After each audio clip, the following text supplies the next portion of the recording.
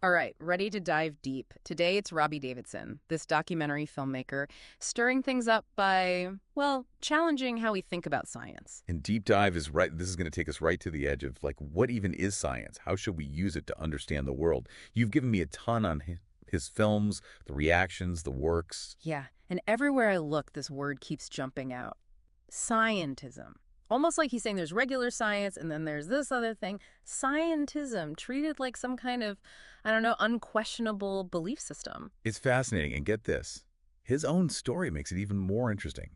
Before filmmaking, Davidson was actually immersed in the science world himself. Oh, really? So he's not coming at this as some outsider who never, like, really got science? Tell me more about that. Right.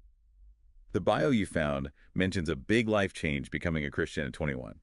Adds a whole other dimension, wouldn't you say? Like he's wrestled with these questions from both sides now. What's truth? How do we decide that? The whole deal. Okay, so we've got Davidson, former science guy, has this big change, then dives into documentaries, questioning, like, everything we think about science.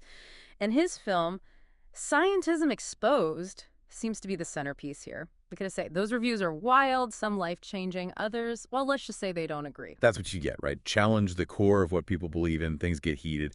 But the real meat here is how he defines scientism. It's not just science got this wrong, this wrong. It's deeper, like science itself, the way it's often presented, becomes this rigid belief system, almost like a religion itself. Instead of just, science being wrong sometimes, it's more about how it can shut down other ways of knowing, other perspectives. You got it. And he's saying the scientism blinds us to other explanations, especially those fitting with, well, his own worldview, which comes from how he interprets the Bible. The film's like a direct challenge to some big deal scientific ideas. So, beyond disagreeing with a few studies, this is about totally different ways of seeing the world, huh? Give me an example. What's a scientific truth he goes after in the film? One that jumps out, and it's all over these reviews, is the Earth being flat. He's right there with Wait, him. hold up. Seriously. The flat Earth thing? I mean, I knew it was going to be something big, but that's wow. Might seem out there, sure. Got people talking for sure. Yeah.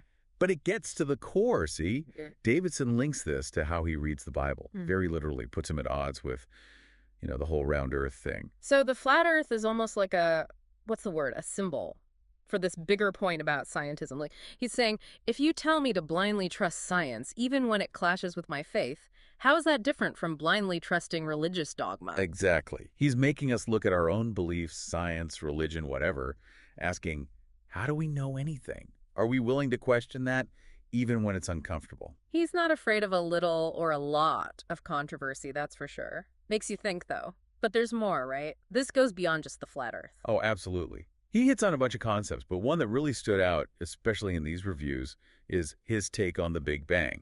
Ah, yeah, the Big Bang. That's pretty fundamental stuff to be challenging. What's his problem with that? Well, just so everyone's on the same page, the Big Bang Theory, it basically says the universe started from this crazy, dense, hot state billions of years ago, and it's been expanding ever since. It's kind of a big deal in how we understand the cosmos. Right. And it explains a lot of what we actually observe out there. So where does Davidson go off script? He sees it as, well, clashing head-on with a literal reading of the Bible's creation story.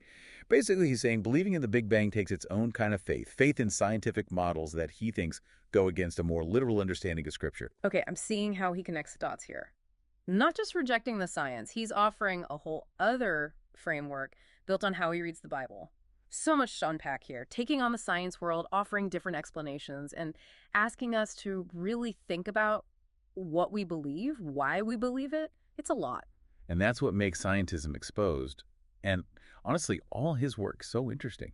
It's not about, do you agree with him about a flat Earth or the Big Bang? It's about realizing there are always, like, multiple ways to see the same information, even scientific data. So even if someone watches this and says, Robbie, good points, but I'm sticking with what most scientists say, there's still value in hearing him out. Totally. It makes you ask yourself, what's underneath my own worldview? Am I open to other ideas, even if they challenge what I thought I knew? Those questions, they matter way beyond one film or theory. It's like he's saying, don't just take my word for it and don't blindly trust what anyone says, textbook, scientist, whoever. Go find out, think for yourself, decide what you believe. Exactly. And that's powerful, no matter what your beliefs are. It's about being involved in how you see the world, not just swallowing what you're fed. Kind of ironic, right? By saying we're too trusting of science, he might actually make people engage with it more thoughtfully, really wrestle with the evidence. That's a good point. Because real science, it's about questioning, challenging, always refining what we know. It's not dogma or blind acceptance. It's about the journey. It's about discovery, even if it means rethinking everything. That's something to think about. Well, we've certainly covered a lot of ground today. If this deep dive into Robbie Davidson and scientism has shown us anything, it's that the line between science and what we believe is a fascinating one to explore. And maybe, just maybe, questioning that line is what leads to the most interesting discoveries of all.